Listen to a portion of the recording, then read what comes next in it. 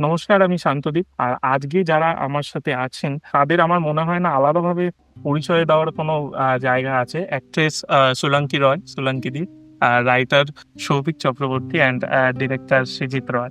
তোমার এই সিরিজের ক্যারেক্টারটার নাম হচ্ছে রাজনন্দিনী। এই যে ক্যারেক্টারটা আর তোমার নিজের পার্সোনালিটি, এর সাথে কি কোনো মিল আছে? কিছুটা আছে। মেয়েটি খুবই আচ্ছা। যুক্তি নির্ভর একটি মেয়ে, মানে যুক্তিতে বিশ্বাস হুম। করে, নিজের বিশ্বাসের ভিতটা খুব স্ট্রং।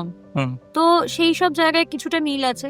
তোমার কাছে আমি প্রথম প্রশ্ন করি, এই যে আমরা বিভিন্ন ভিডিও দেখি সোশ্যাল মিডিয়ায় যে এই সাপ দুধ খাচ্ছে বা ধরো এই ভগবানের দুধ খাচ্ছে, এরকম ভিডিও দেখি। এই বিষয়গুলো নিয়ে তোমার কি মতামত? ওটাই ভণ্ডামি বলেই মনে হয়। আর একটা বড় অংশের ব্যবসাও জড়িয়ে আছে। হ্যাঁ, মানে এটা বড় মানুষের অংশের ব্যবসা। বিশ্বাস মানুষের নিয়ে- দেখো, মানুষ তো দুটো জিনিসকে নিয়ে সবচেয়ে বড় ব্যবসা করে, বিশ্বাস এবং ভয়। তো সেটাকে কিছু কিছু মানুষ মিস ইউজ করে, কিছু কিছু মানুষ মানে বাজেভাবে ইউটিলাইজ করে। মা মনসাকে নিয়ে একটা কোয়েশ্চেন করি তোমায়, যে তোমার কি মনে হয় মা মনসা এতটাই নিপীড়িত একজন দেবী ছিলেন যার জন্য তার অভিশাপের প্রকোপটা এত বেশি? আমি খুব বিশেষজ্ঞ নই আসলে ব্যাপারে, যে বাংলা ধর্ম সংস্কৃতিতে মনসার প্রভাব এবং অবস্থান, এই প্রশ্নটা সেরকম, এটা বাংলার মাস্টারকে করলে ভালো হয়।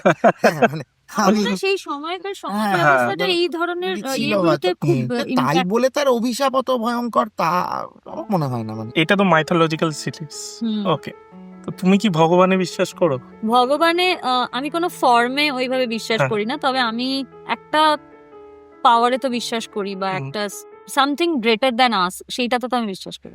তোমার এই সিরিজটা করার সময় তিনটে এক্স ফ্যাক্টর তোমার কি লেগেছে? নাম্বার ওয়ান সবচেয়ে বড় এক্স ফ্যাক্টর হচ্ছে যে সৌভিকের লেখা। সেকেন্ড এক্স ফ্যাক্টর বলতে আমার মনসা বিষয়টাই আমার কাছে না খুব বড় একটা, মানে আমার জীবনে অনেকগুলো সাকসেসের স্তরে মনসা দাঁড়িয়ে, মা মনসা দাঁড়িয়ে। আর লাস্ট যেটা বলবো, মানে আমাদের এই বিশ্বহরি সিরিজটাকে যেভাবে আমাদের গল্পটাকে বলা হয়েছে, যে থ্রিলার জোনটাকে বলা হয়েছে, এবং যেভাবে পুরো টিম সাপোর্ট করেছে থ্রিলার জোনটাকে বলতে, সেইটা একটা খুব মজার ব্যাপার ছিল। এই যে আমরা দেখতাম পুরোনো সময় যে সাপে কামড়ালে বা মারা গেলে ভেলায় ভাসিয়ে দিত, এটা তো কাইন্ড অফ একটা কুসংস্কার। এইটা তোমার মত কি? কুসংস্কার প্রমোট করা তো আমার কাজ না, না না। তা আমি সেটা করবো না। কিন্তু গল্পটা যখন বলি তখন আমি গল্পটা যাতে লোকের ভালো লাগে সেই জায়গা থেকেই বলি। আর শেষে একটা কথা বলে শেষ করতে চাই, যুগে যুগে বেহুলারা বিধবা হতে পারে না, তাই কোনটা ভগবানের অভিশাপ আর কোনটা প্রতিশোধের আগুন, সেটা যাচাই করার কাজ কিন্তু আপনাদের।